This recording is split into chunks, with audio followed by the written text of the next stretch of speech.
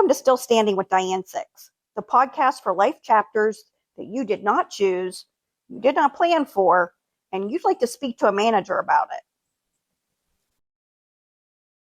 I am Diane 6, author of Step Into My Shoes, creator of the Still Standing method, and your friendly reminder that humor and healing can in fact sit at the same table. Here, we take on real stories, messy moments, unexpected turns, and the occasional public embarrassment.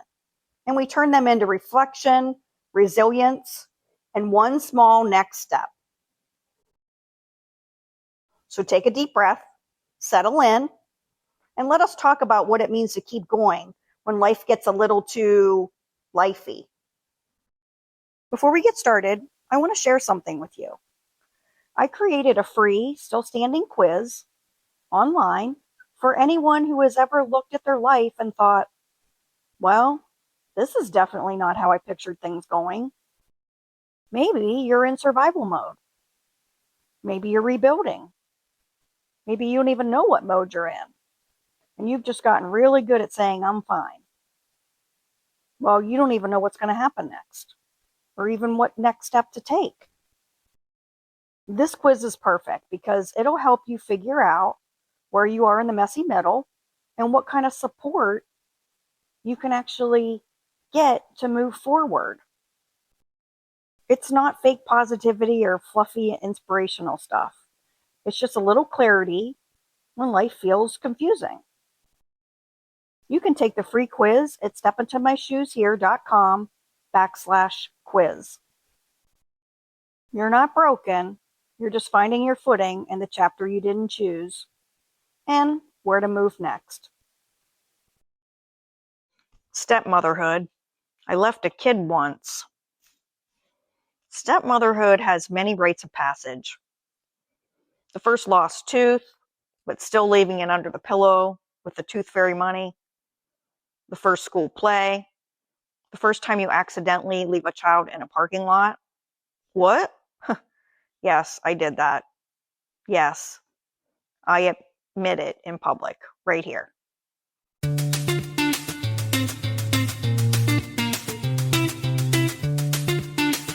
Here's how it all went down.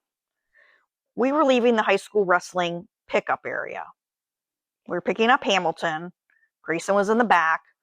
Payton was in the front. And me, I was the driver of the whole gang. Payton had been sitting in the front, but when Hamilton climbed in, she got out of the car and moved to the back. You know, he's the oldest, and with siblings, this means he gets front seat priority. The music was on, all the doors shut, I heard seatbelts click, and off we went. Everyone got in the car, or so I thought. 10 seconds later, the boys started yelling, "Di, you left Payton." Naturally, I assume that they're just pranking me. The classic stepmom gag. I even checked the back seat, expecting to see her crouch on the floor, ready to pop up like, "Surprise, you failed." But no, her designated seat was empty. EMPTY. My heart dropped to my boots. I turned the car around so fast, it probably violated at least 3 traffic laws within the school parking lot. I zoomed back around, and there she was, standing on the curb, arms crossed, face unimpressed, hair blowing like an abandoned Disney princess, staring at me like, seriously? She climbed into the car with a dramatic sigh that could have earned her an Oscar.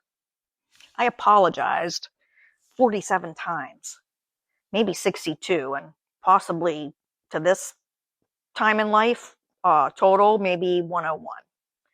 Heck, I'm still apologizing for each time the story's retold. Now, I do headcounts, like I'm loading children into Noah's Ark, even as adults. Never assume a quiet backseat means everyone is actually in the car. Count your kids like you count your calories. Obviously, repeatedly, and with love, even when you miss one.